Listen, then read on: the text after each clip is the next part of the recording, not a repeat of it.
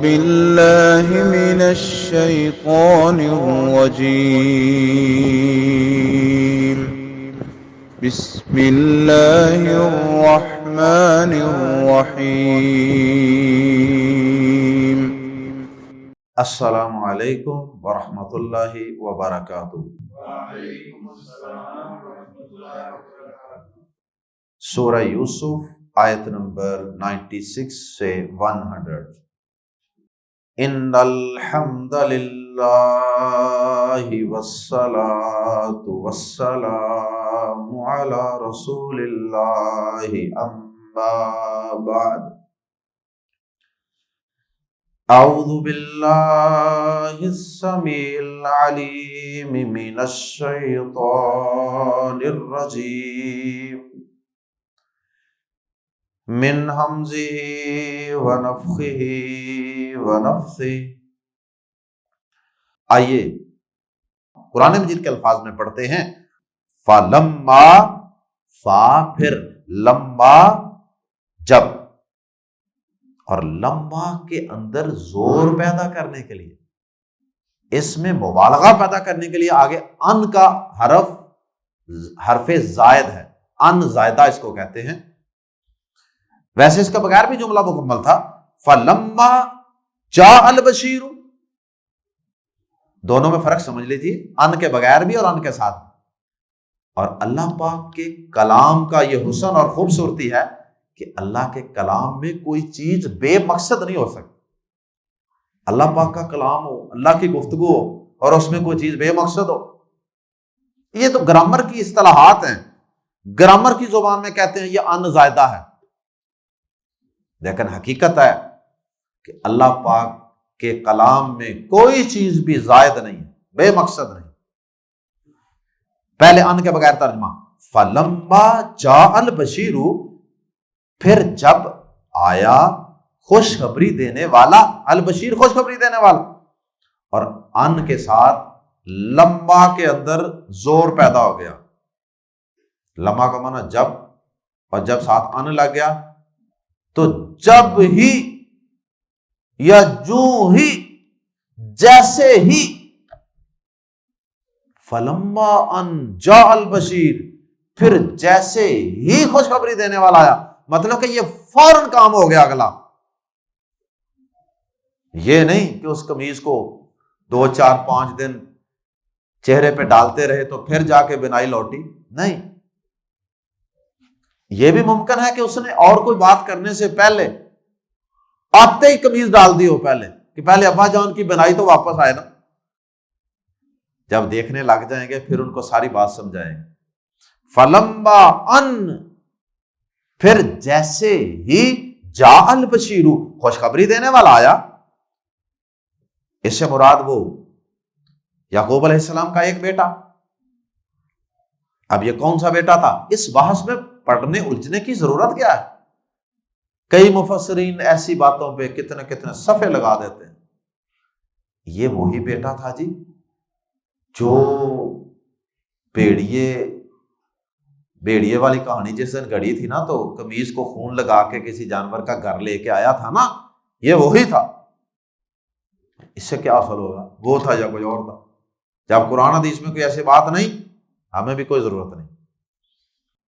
پھر جیسے ہی خوشخبری دینے والا آیا، خوشی کا پیغام لے کے آیا، بینائی کی واپسی کا اور اس خاندان کی مصر ہجرت کا۔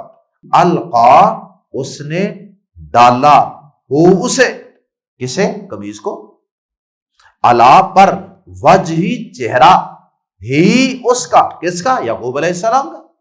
پھر جیسے ہی خوشخبری دینے والا آیا، اس نے اسے اس کے چہرے پر ڈالا۔ فرتدا، فا پلس ارتدا، مرتد ہوتا ہے۔ مرتد کون ہوتا ہے؟ جو دین اسلام کو چھوڑ کر واپس کفر کی طرف پلٹ جائے، یہ اسی سے لفظ نکلا ہے۔ فا پس ارتدا، وہ لوٹ آیا۔ بصیرا، دیکھنے والا، وہ دیکھنے والا لوٹ آیا یا اس کی بنائی لوٹ آئی، اور سادہ ترجمہ کر سکتے ہیں فرتد بصیرا، تو پھر وہ بینا ہو گیا، وہ دوبارہ بینا ہو گیا، اس کی آنکھیں روشن ہو گئی۔ قالا، کہنے لگا، کون کہنے لگا؟ حضرت یعقوب علیہ السلام کہنے لگے، علم، کیا نہیں، اقل، میں نے کہا تھا، لکم، تم سے، کیا میں نے تمہیں کہا نہیں تھا، انی، کہ بے شک میں، اعلم، میں جانتا ہوں، من اللہ، اللہ کی طرف سے، ما، جو لا تعلمون، تم نہیں جانتے۔ کیا میں نے تمہیں کہا نہیں تھا کہ میں اللہ کی طرف سے وہ باتیں جانتا ہوں جو تم نہیں جانتے؟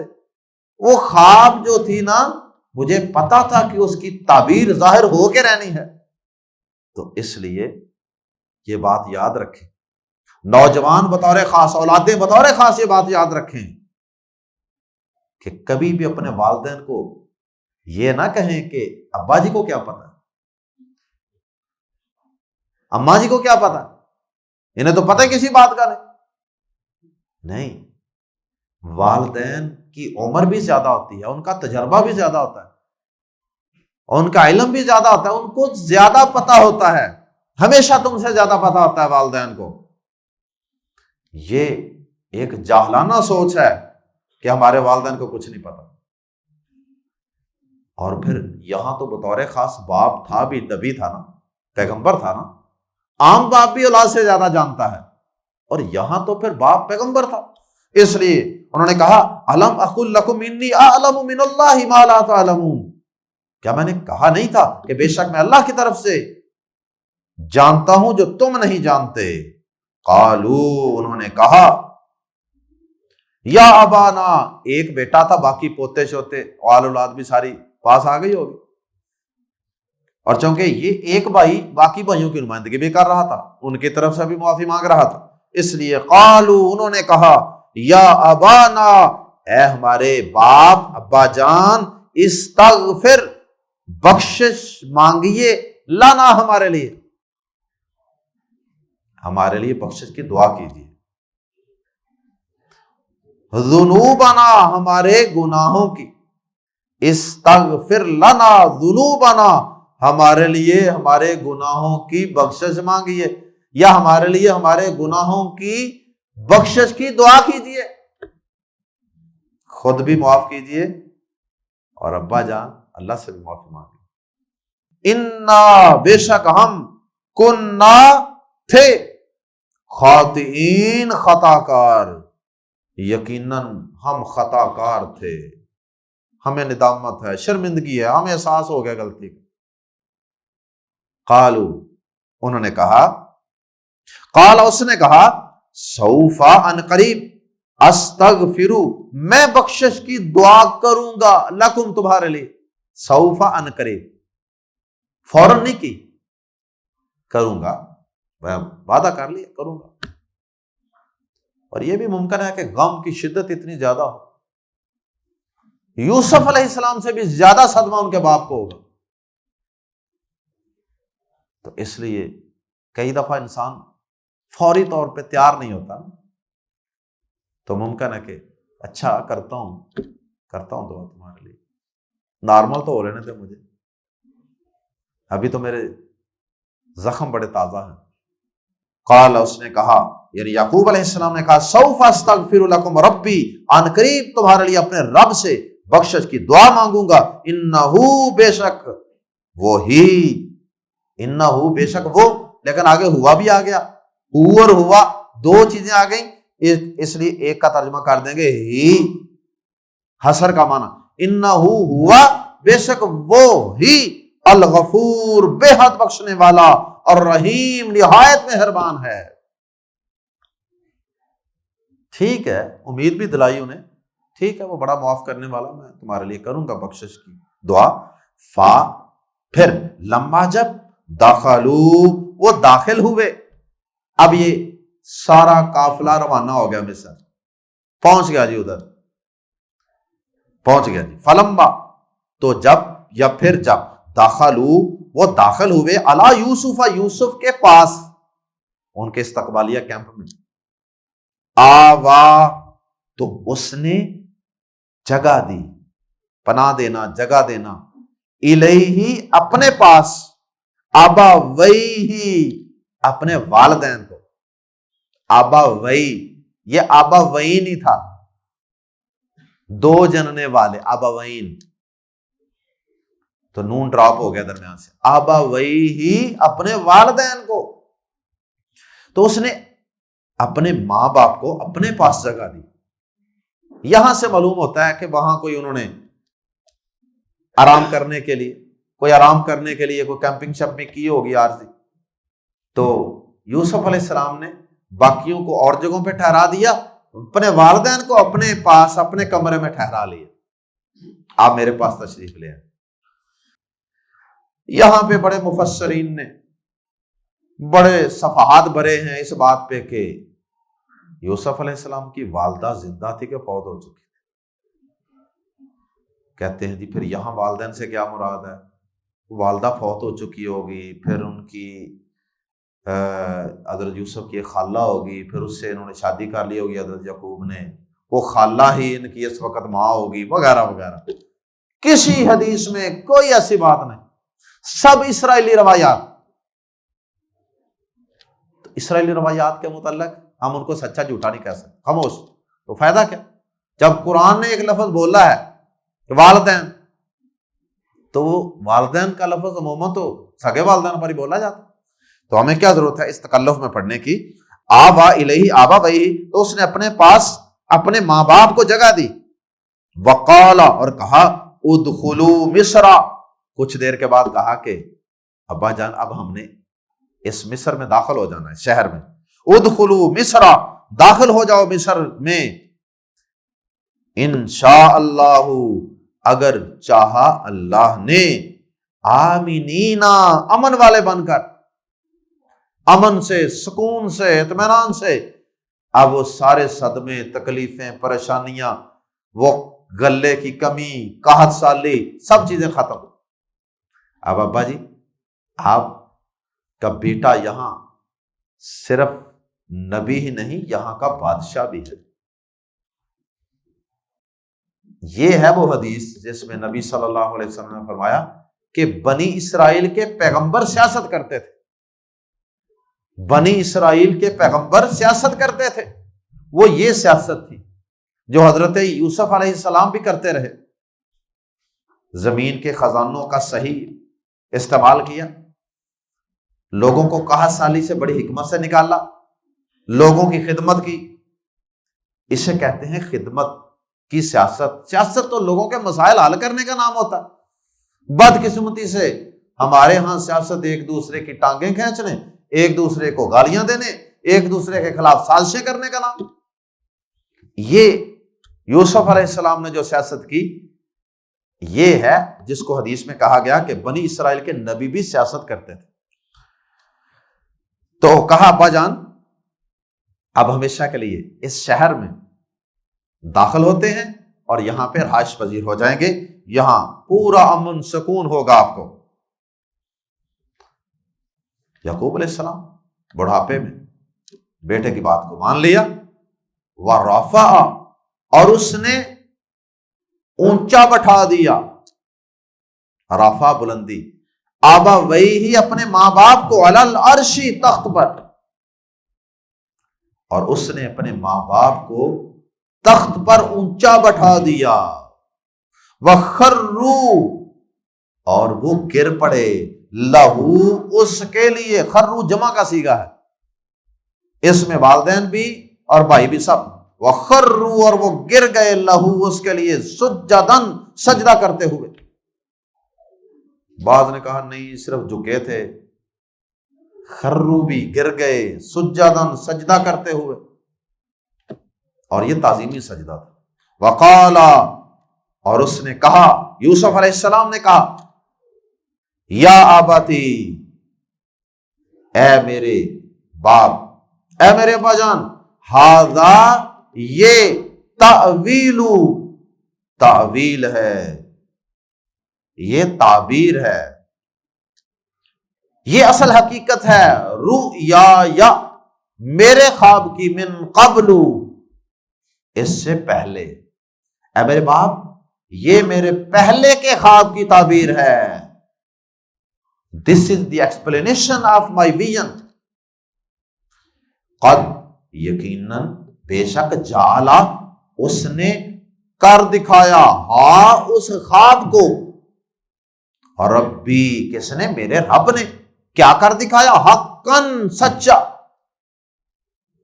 میرے رب نے اسے حقیقت کر دکھایا ریالٹی بنا دیا خواب کو حقیقت بنا دیا.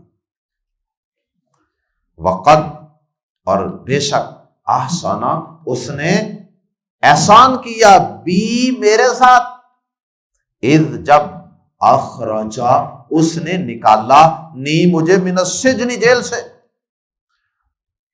اور بے شک اس نے مجھ پر احسان کیا جب مجھے قید خانے سے نکالا. اس سے پہلے بھی یوسف علیہ السلام پہ کئی احسانات ہوئے تھے. کنویں میں اللہ پاک نے بچایا, وہاں تسلی دی, اور پھر وہاں سے مصر پہنچایا. پہلے بھی کئی اللہ پاک نے احسان کیے تھے, لیکن ان کا تذکرہ نہیں کیا یوسف علیہ السلام. کہاں سے احسانات کا تذکرہ کیا؟ جیل سے نکالے جانے سے. کیونکہ اس سے پہلے والے سارے کام جو تھے نا ان میں ساتھ آزمائشیں بھی تھی, تکلیفیں بھی تھی, اور ساتھ ان کاموں میں بھائیوں کی تھوڑی سی بے عزتی بھی تھی. اور یوسف علیہ السلام نے کہا تھا کہ ملامت کوئی نہیں ہونی تمہیں. اللہ اکبر. تو بھائیوں کو شرمندگی سے بچانے کے لیے یوسف علیہ السلام نے اللہ کے احسانات کا تذکرہ کہاں سے شروع کیا؟ جیل سے نکالے جانے سے آگے آگے. اللہ اکبر. وجاء بکم اور اس رب نے میرے ساتھ مجھ پر کیا احسان کیا؟ وجاء بکم اور لے آیا وہ تمہیں من البدوی صحرا سے, صحرائی علاقے, دیہاتی علاقے, وہاں سے میرا رب میرے خاندان کو نکال کر مصر شہر میں لے آیا. تو شہر کو بھی صحرا سے شہر میں منتقل ہو جانے کو بھی اللہ کا احسان قرار دیا, کیونکہ شہر کے اندر تعلیم, شعور اور سہولیات یہ ساری نعمتیں ہوتی ہیں نا, اس لیے اس کو بھی اللہ کا فضل اور احسان قرار دے دیا. وَجَاءَ بِكُم مِّنَ الْبَدْوِ اور تمہیں صحرا سے لے آیا, مِن بَعْدِ اس کے بعد, ان کے نَزَغَ الشَّيْطَانُ شیطان نے جھگڑا ڈال دیا, بینی میرے درمیان, و بین اخواتی اور میرے بھائیوں کے. دیکھیں بھائیوں کی ساری کارستانی کو شیطان کے کھاتے میں ڈال کے بھائیوں کی عزت نفس کو محفوظ کر لی. ہم تو کسی سے غلطی ہو جائے نا ساری زندگی میں نہیں مارتے رہے, وہ معافی بھی مانگ لے, معاف کر بھی دیا ہو نا, پھر بھی 2-4 سال بعد پھر وہ مینا مار دیتے. جب آپ نے ایک دفعہ معاف کر دیا تو پھر ساری زندگی اس کو بھول جائیں جیسے یہ واقعہ ہوا ہی نہیں تھا. اللہ اکبر. بہرحال یہ یوسف علیہ السلام کا عظیم بڑا ظرف تھا, ان کے برے سلوک کو شیطان کی کارستانی قرار دے دیا. ان ربی بے شک میرا رب لطیفن بڑا باریک بین ہے, یا بڑی باریک تدبیر کرنے والا ہے, یا بڑی باریکی سے کسی پر کرم و فضل کرنے والا ہے. کیسے آہستہ آہستہ آہستہ حالات اس نے بنائے ہم پہ کرم و فضل کرنے.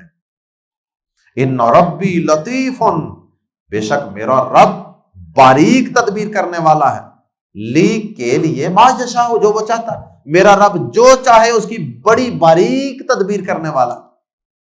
ایسی باریک سی تدبیر ہوتی ہے انسان کو پتہ نہیں چلتا, وہ کسی کو کہاں سے کہاں پہنچا دیتا. انہو بے شک وہ ہوا وہ ہی العلیم سب کچھ جاننے والا, الحکیم کمال حکمت والا ہے. اور اس کی مزید حکمتوں کو انشاءاللہ پڑھیں گے اگلے سبق میں. اس کے بعد پھر جب خواب کی تعبیر سچی ثابت ہو گئی, ریالٹی بن گئی خواب, اس کے بعد پھر حضرت یوسف علیہ السلام نے کیا کہا اور کیا کیا اور اللہ سے کیا مانگا، یہ انشاءاللہ پڑھیں گے اگلے سبق میں۔ سبحانک اللہم و بحمدک اشہد ان لا الہ الا انت استغفرک و اتوب الیک۔